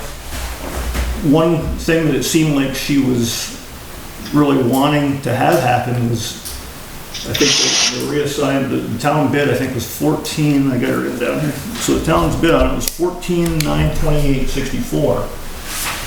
So to date, the interest, if it gets redeemed, the town would make about $320, $325 on that interest to this point. Now the town can forfeit that and reassign this to her and let her have the interest from day one if it does get redeemed. Or you can decide if you want to keep that $320. To me, it could be a deal breaker, it seems. I'm not going to say that it's going to be, but it just seems like it could be. And that property is going to be a tough one to get rid of unless you get rid of it to somebody that's so close, contiguous property. I feel the amount of cleanup and things it's going to take, so I just feel it's going to be a tough property. And that's where we're at with it. I mean, myself, I'm good with letting that $300 go if we can get this property off our hands. I want to amend the motion to waive the interest. And I will accept that. So the motion would be to reassign the Bolster tax sale to Patricia Phillips, excluding the interest to date. you want to put We're reassigning it to her for what we paid for it. Right. which is 14,928.64. Yeah. So we're not Yeah, so out put- anything. Right, Put right. the amount in there. Did you get that? 14,928.64. 64. 14,928. 0.64, Okay, waiving interest owed to the town.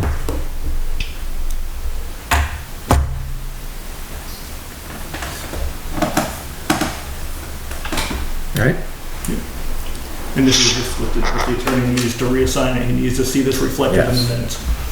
Okay, so, all those in favor of the motion, say aye. Aye. Any opposed? Motion carries unanimously. Thank you, Doug. Thank you. So I'll contact Patricia tomorrow and get things done. Perfect. Great. Okay, now we move on to the road commissioner's report. All right, I guess, we have a new tractor. I'm gonna let Kenny address what we bought for a tractor. It has wheels and, Yeah, that's great. Attach a mower to it. 62? 6320. 6320. Two-wheel drive with a belly, not a belly mount, a side mounted Mid-mount. mower, boom mount. Both me and Steve went and looked at it.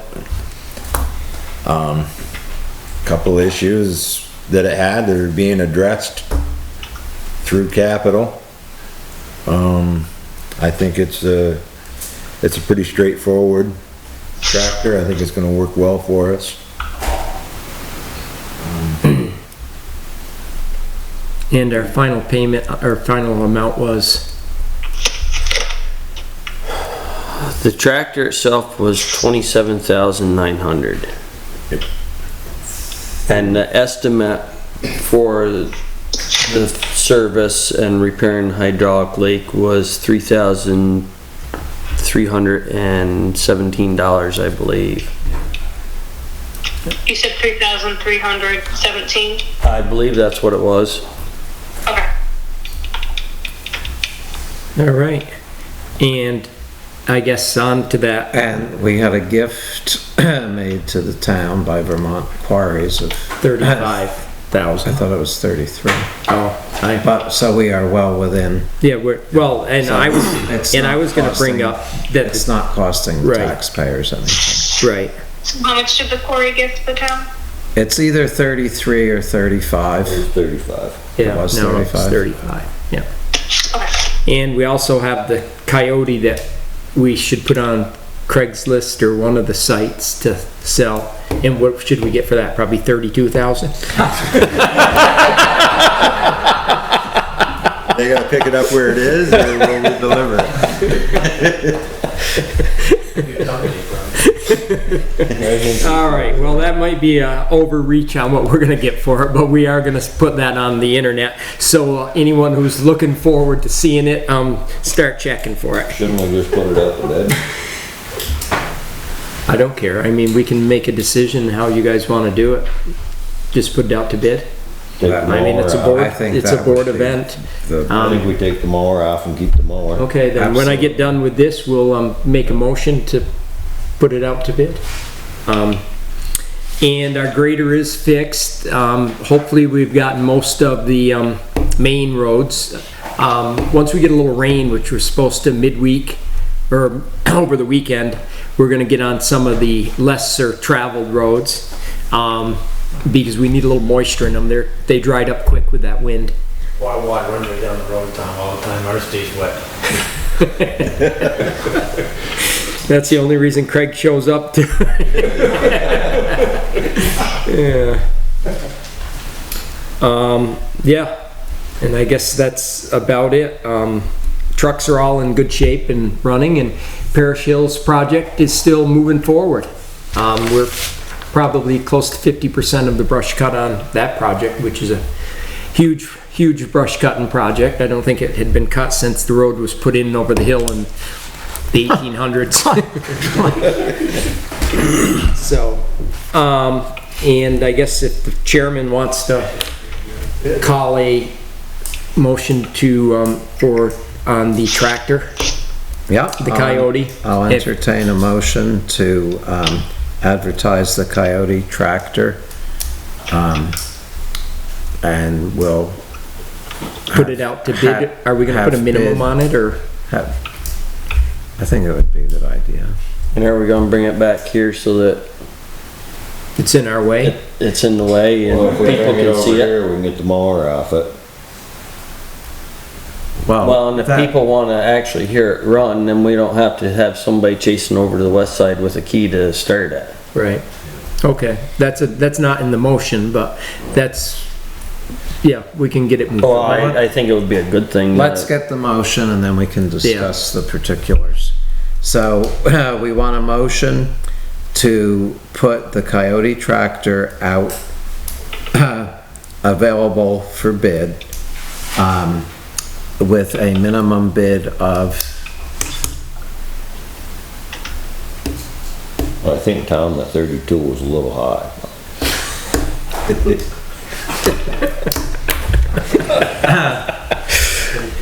was that 100 or 1,000? Or just dollars.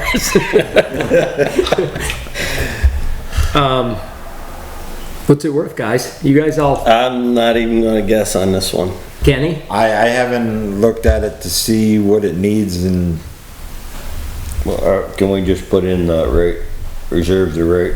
Yeah, we can- Accept or reject any and all bids? Yes, we can. Yep. Just put out with a, yeah, Sealed bid? sealed bid. At the next meeting? Okay, so sealed, so sealed bids due by, June 3rd. by June 9th. That's the day of the meeting, is it? Yeah.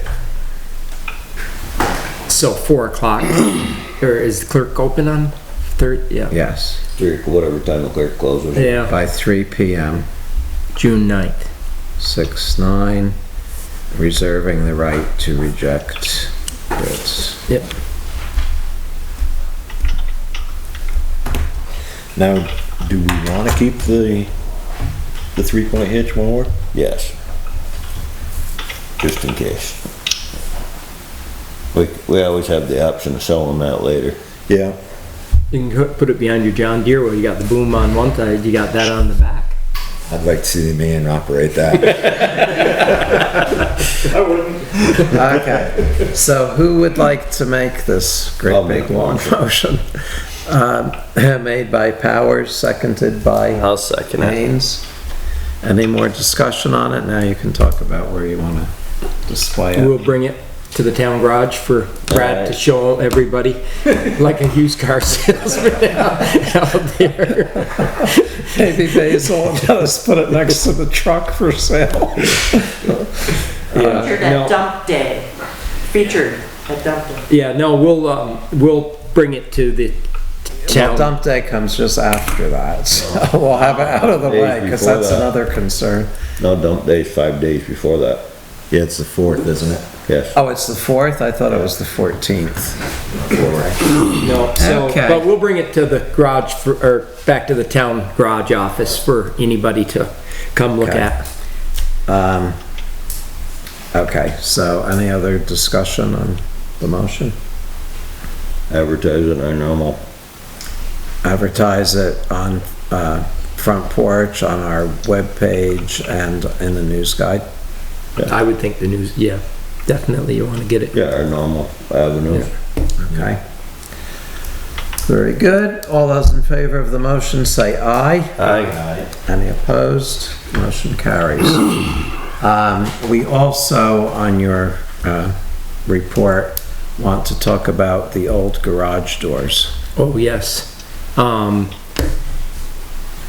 we're gonna offer them for free to anybody who, and where we're gonna post that, Abbott on front porch. that we have the garage doors off the, garage, the old ones. The old- I mean, it's somebody, they They are got, they have the, they they're have the wood. tracks and they're still, you know, usable. So for somebody who threw up a barn or has something they wanna even just put up for temporary until prices of garage doors come down, they're available for free, and we'll keep them around for another 2 weeks. 2 weeks. 2 weeks, and then they're gonna, Disappear because we need the room for dump day Yeah. and other work that's going on around here. Well, we can keep them till dump day and just throw them in there. Yeah, but then. the concern was that was half a load. Okay, so we'll get those advertised. Any other road Nope. commissioner That's business? Okay, then next I will entertain a motion to approve the fleet permit for Bradford Trucking. I'll make the motion. Motion is made by Fuller, is there a I'll second? second it. Seconded by Haines, any discussion? All those in favor? Aye. Aye. Any opposed? Motion is carried.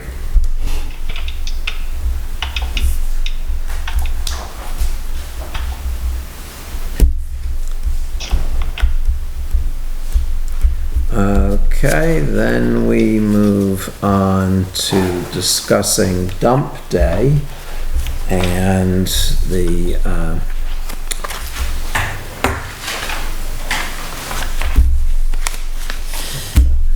okay. So the dump day price list, we checked with Casella's and certain things have become more costly to, have taken away. Car tires, they are now charging $4 a tire. If it's a passenger truck, it's $6 a tire, and refrigerators are $35. So, right now we have refrigerators at $20, couches and chairs at $5, plumbing fixtures at $5, appliances at $5, carpets and rugs at $5, computer parts and electronics at $5, dining room chairs and small furniture at $5, large tables $5, got a lot of $5 specials here, mattresses and box spring $5, metal articles like filing cabinets, desks, etc., grills $5, and tires at $5. We cannot accept large amounts of debris. So I guess the only thing in question is refrigerators, or do you want to raise some of these $5 items as well? Refrigerators we get, what was the other appliances? It just said other appliances like washers, dryers, stoves, and dishwashers. All of those you can take to Hubbard's. Well, it's not that we're gonna take them anywhere. We're having Casella fill up dumpsters with this. You're on $5 on those? And we're at $5 on those. I'm guessing the refrigerators are higher because of Freon? Correct. So I assume air conditioners and stuff like that are gonna Air be, conditioners would have to be higher too. yeah. Yeah, air conditioners are not even on this list, and they should be.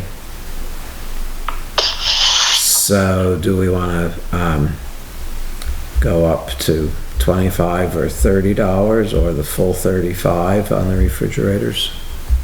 Do you know what, they charged for air conditioners when you took them down to? No, I don't.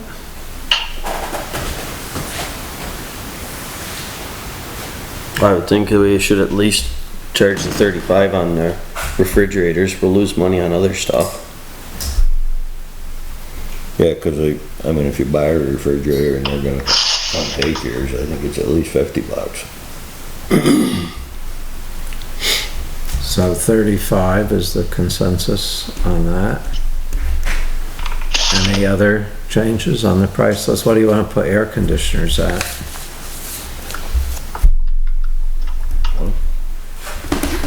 $20 or $25. I mean, if we're still dealing with the issue of Freon, Right. Yeah, you're dealing with the same issues.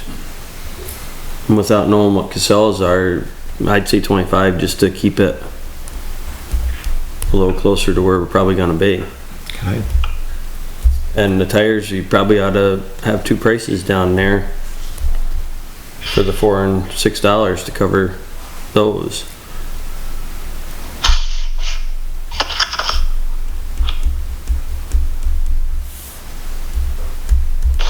Okay. And we have been paying the workers $15 an hour for the treasurer and her assistant, and $14 an hour for the helper. How do you feel about that?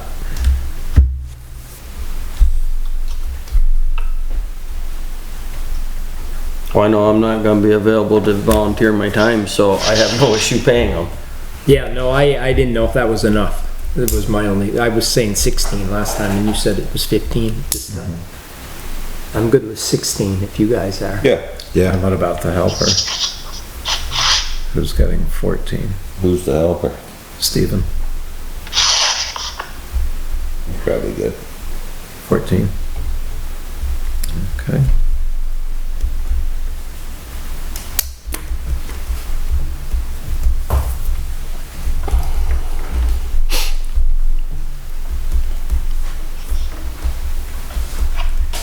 Okay, so I'll entertain a motion to approve the price list as amended, which, do I need to repeat this, or you good on it? I'll make the motion, we approve the price list as amended, including the amended salaries. I'll second it. Okay, made by Haines and Fuller. All those in favor say aye. Aye. Any opposed? Motion carries unanimously. Okay. What were the salaries changed to? It cut out. $16 for the treasurer and her assistant, and $14 for the worker. Okay. Okay, so we have that done, and then the next item on the agenda is to review the policy and procedure for remote access meetings.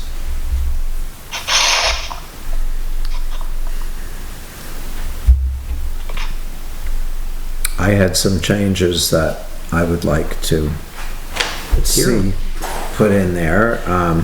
There was a statement that said, public comment offered outside the public comment period must be made only by recognition of the chair, and I would like to see that changed to public comment should be offered at the beginning of the meeting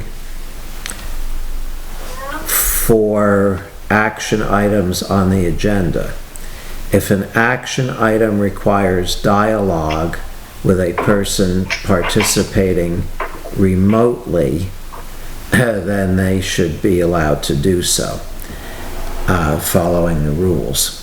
So that would be like if somebody was on the agenda because they were bitten by a dog. This is hypothetical, that they would be allowed to discuss that freely. What I want to stay away from is it becoming a public forum of X number of people discussing every motion.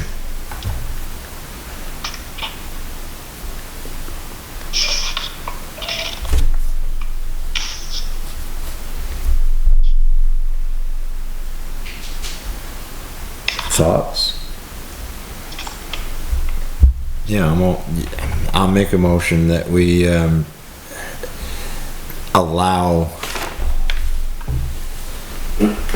public comment with prior approval. Is that kind of, does that cover it?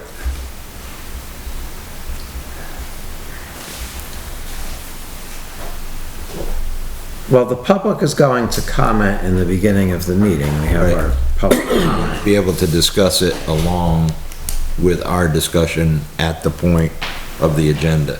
Well, I think as Brad says, if that person is relevant to the, Right, Like as a party to some action. to the item, Right. But it's not open to it's not an open. everybody in the audience to say, well, you know, did the dog have big teeth or little teeth? so on and so on. And I also have a question. Can I just ask a question about your wording there? Because I'm assuming you're working from this basic framework? Yes. And you're talking about that second paragraph? Yes.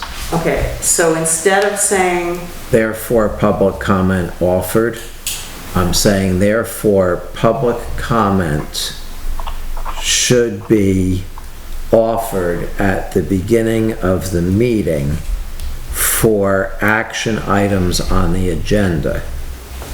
If an action item requires dialogue with a person participating remotely, they may do so.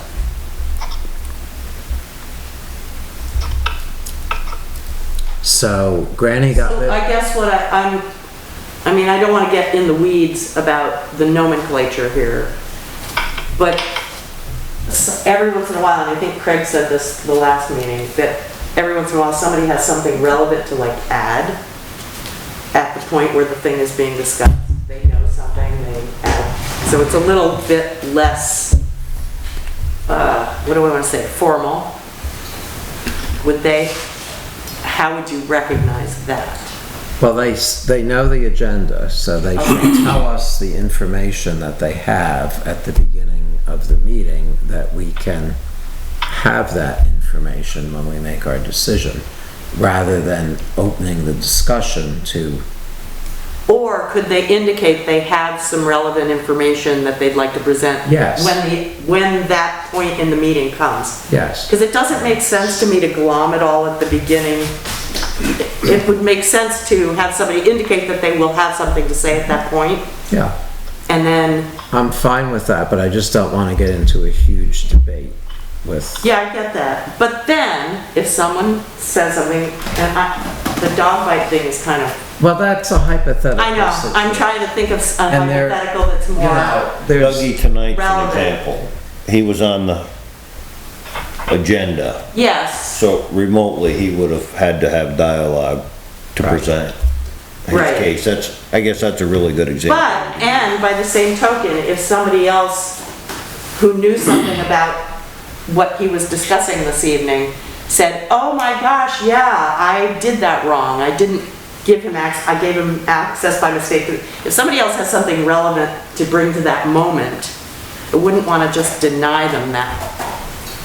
But mean, I assuming also everything want is- to keep the difference between a select board meeting and a town. No, I get that, I get that. Can go on till midnight. So tell me how you worded it again, Brad. I'm sorry. I'm so invested in this, as you know. But and, that's fine. Therefore, public comment should be offered at the beginning of the meeting for action items on the agenda. Or what if it said something like, If an action item requires dialogue with a person participating remotely, they may do so. So Granny got bit by the dog. no, I get He it. tore her I whole just leg up think and there's she a more can't come to the concise meeting. way of saying what you're saying, but I'd love to give it some thought and, throw that back to you. And if I'm getting what you're saying right, at the public comment section, Up front. Greg could say, look, I have something that I'd like to say about Doug's report on the Bolster property.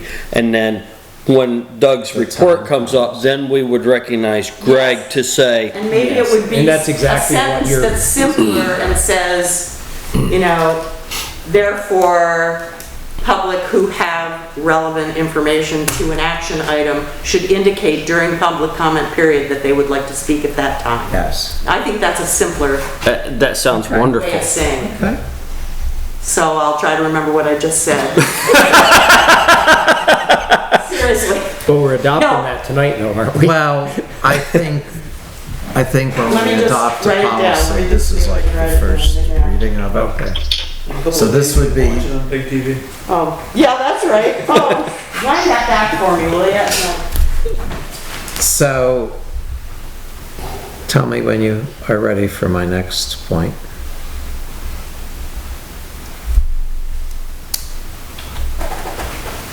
what are we calling it? Agenda action item? An action item on the agenda? Yes. An action item on the agenda.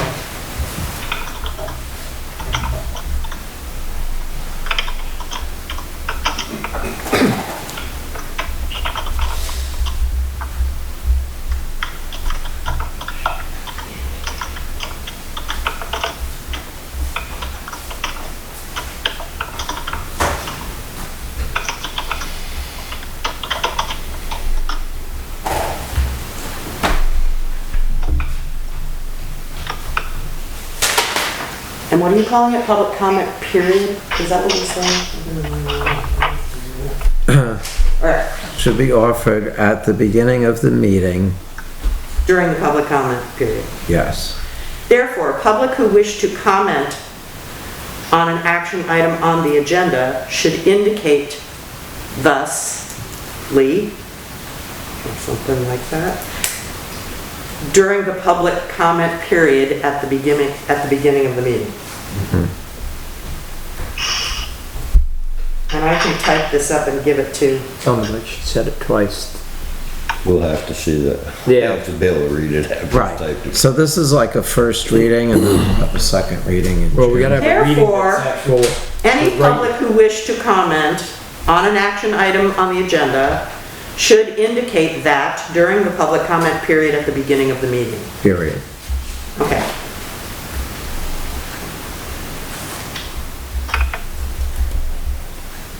And that's instead of the sentence, the last sentence of the second paragraph. Yes. Okay. Then the next paragraph, to maintain order as well as the efficiency of the meeting, the following rules, cross out operational standards, for remote participants will be, semicolon, and then we list the rules.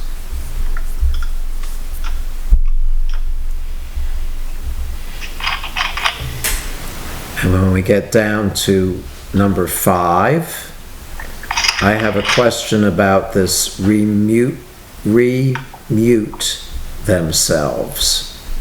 Yeah, I Do don't we know. have the capability of muting people? Well, that's because what I don't know because I haven't the used big GoToMeeting and problem. I haven't gotten on the training, whatever thing for that yet. So if the person So who is, so maybe we could say, comment or question will be limited to 2 to 3 minutes, after which the participant will be muted. Yes. yeah, I think I said it that way because somebody told me that once they have unmuted themselves, they have to remute, that the person in charge of the meeting can only mute them when they're first entering the meeting, so I'll have to find that out. I'll have to find out how that works. They should be able to remute, because most of that, if somebody's doing it, like if you raise your hand and when they call, they unmute you, you say what you want, and they put you back. I think if you're on a telephone though, you can only unmute yourself. So this is part of the workings of GoToMeeting that I don't know yet, so. Oh, last time we were doing it remotely, we had an awful feedback going on because of the cell phones. Yeah. Okay. And then, So it says, comment or question will be limited to 2 to 3 minutes after the participant will be muted. Okay. there's always duct tape to put over the speaker. Okay, and then the very last part on the back side, procedures for use of the online platform and the above standards should be reviewed at the beginning of each meeting, and participants will use the raised hand button to signify they are in agreement. Oh, I see. Okay. Okay, I was gonna make it, remember we were talking about the check the box thing? I was gonna put a sentence earlier on that said, a citizen's remote attendance at any meeting indicates agreement to the following policies. So without having to do the hand raising thing, but Okay. you wanna do that instead? Whatever works. Yeah. I don't know the The mechanics. disclaimer's good, because then if they're not following and you mute them out, Exactly. because they have to read it. Right, so I want them to do something, whether it's raise their hand or check a box or, Okay. Yeah, I'm just trying to decide if that's the spot it should go, but well, probably it should go right up at the top at the beginning, I would think. yeah. Pardon me? I would think it should go right up at the top at the beginning instead of at the end. Right, and the thing is, that was basically for the select board to know that their policy was gonna be read this, so that wouldn't be part of what was read. But, alright, Okay? I think I get it. So anything else on this first reading that people would like to put in?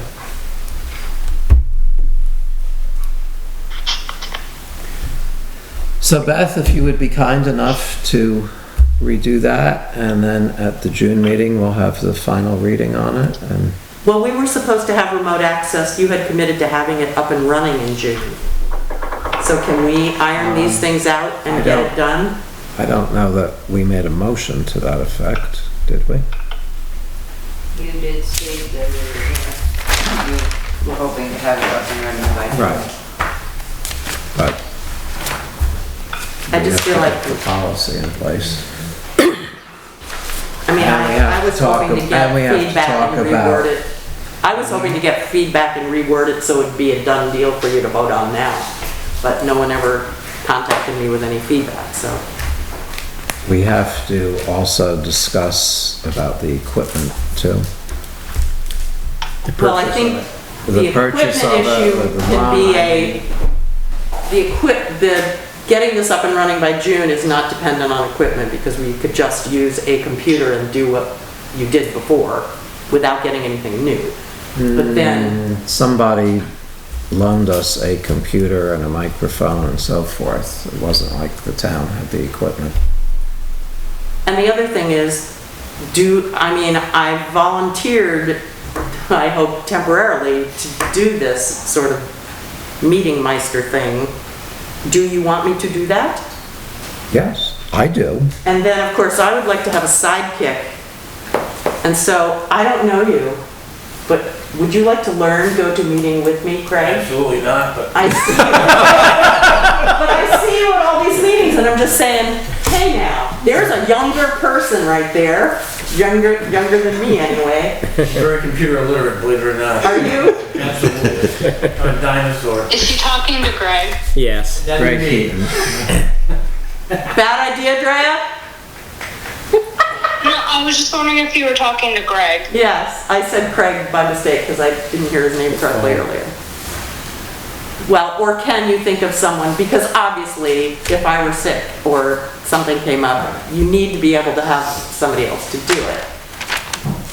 Got any idea? Are you willing though? Because we could learn GoToMeeting together. It would be so I fun. had zero interest in running Go Teams or whatever. Yeah, I know we discussed June, but we didn't. make a No. motion. I'm sorry. And, you know, I would like to give it a whirl, see how it works, and if we have one person that participates in it, is that worth investing in all kinds of equipment?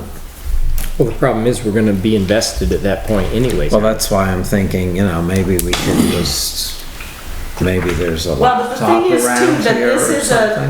what I'm hearing from all the other towns that I talked to, this is definitely the ARPA kind of thing that's covered by ARPA money. Right. So I think we should take advantage of that. But in any case, I'd really like to sort of make a commitment to get, I'm willing to make a commitment to know how to do GoToMeeting by the time I come here and bring my own little Surface Pro and set it up and, you know, see how we do Good. by That's, next month. Is that okay? well, I think if we approve these revisions, it's okay with me. I'm fine. I don't know if we don't really need a board vote on it, do we? I think No. we're gonna set our policy Right. and we're gonna go with it. Okay, so it's not really a policy, it's just a procedure that we're Oh, talking about. then scratch that out. So cross out policy, because policy requires 2 readings. Well, that's how it, Who knew? that's how Okay. it is. What? So Okay. procedure for remote Okay. attendance at select Whatever. board meetings. Okay. You know, I didn't make this stuff up, that's how it is. So are if we I don't gonna, follow are we it, gonna then make a motion for somebody to buy this stuff, or are we? I think we got a mic. Yeah, we do, he's right there.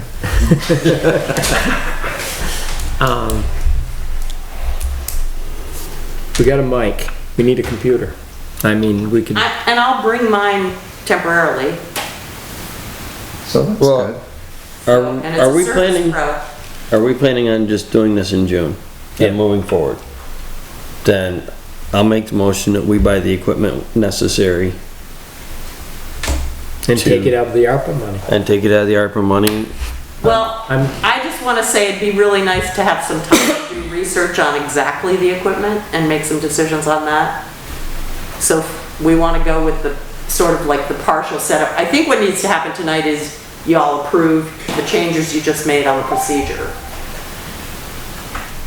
And then we do it with that microphone and my computer and take maybe the month of June and possibly into July to do some research. And I'm gonna call upon my information technology expert, who's my son up in Linden, and see if I can get him to help me do this, because he's been doing remote access for all of these colleges. Good. So I think Well, I he might mean, be- I'm good with, I don't wanna run out and if buy you stuff wanna, in a if month. you wanna do it for the month of June, that's with your computer, we can provide the mic. Okay, I'm good with that. And we can, Go from there. and we can go from there. I mean, Okay, That sounds like a prudent way to go. yeah. So, but you wanna vote your procedure? Oh, if it's a procedure, do we have to vote on it? probably we should. And it'd be nice to say you're But I think we committed should to have, doing I this think we each should year. have it in a final, Yeah, that's what. Yeah, I just need to know what your motion is going to be. I mean, we can have that and we can make that part of our first thing we do is install the procedure at the first meeting. So I'll entertain a motion to adopt the procedure as discussed and amended this evening. I'll second it. Well, I can't make a motion. Well, you so said you were made the motion. No, I said I will entertain a motion. Entertain. I'm pretty sure. I'll make it then. Okay, and you seconded it. Any other discussion on it? Let's move forward. All those in favor? Aye. Aye. Okay, so now you're Who good. seconded it? I did. Tom, Steve made it. Oh, okay. After Tom seconded it. I So seconded now- it first. So I'll send the final version to you, Brad. that would be great. Okay. It is 9:30 And at night, actually, Greg. yeah, we have a couple I've other been up things. since 3 o'clock and I drove Well, I've to only been North up Carolina since 4 today. and I've been up in northern Vermont and drove many hundreds of miles, so. I mean, I gotta get a violin out for all of its hardships here. Okay, so that's done and over with. Is there any old business?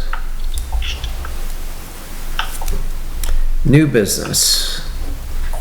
I would like to get going on this ARPA money, and I'm wondering if Ken maybe would take charge of investigating the communications tower. I can do that. Where we'll look and see where the best place is gonna be. And where do we get a tower? What does it cost? Do you have anything kind of tentative with the fire department or any information based on what you already have? We're in the early stages of it. So maybe we can look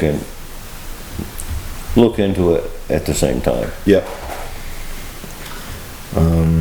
yeah, I'll see if I can find some more information and bring that to the next meeting. And the other, item for ARPA money that I'd like to get the ball rolling on is fixing the drainage issue on Depot Street. Somebody wanna take that bull by the horns? Mike? Didn't all that start when they put the water line in and? No, it's before then. That's one of those anecdotal stories that I was telling you about with the, things get made Well, I up. think the whole Otter Creek Basin has created a drainage problem over the Well, last 100 years. that's because true we're too, way but we behind. definitely have broken pipes that every time we have a rain event, the water that goes into the catch basin in front of the Masonic Lodge bubbles up on Marky's lawn over there, cause it goes across and then it goes diagonal. So it bubbles up on his Just take the lawn, lead on it, Mike. makes a puddle there, and then Drainage than I do. it bubbles up by Mike said George's yes. house. We can look at it. Okay. Where does that does that go right down to Mount Tabor? I will be happy to meet with you and go over the whole thing. I've got pictures and whatnot, but we just need to finally get off the pot, as they say. So, is there any other new business? I don't hear any. So, is there a motion to adjourn? Make a motion to adjourn. I'll second it. Okay? You get that, Drea? It's dinner time. I got Mike seconded it, but who made it? Kenny made it. So we are adjourning at 9:40.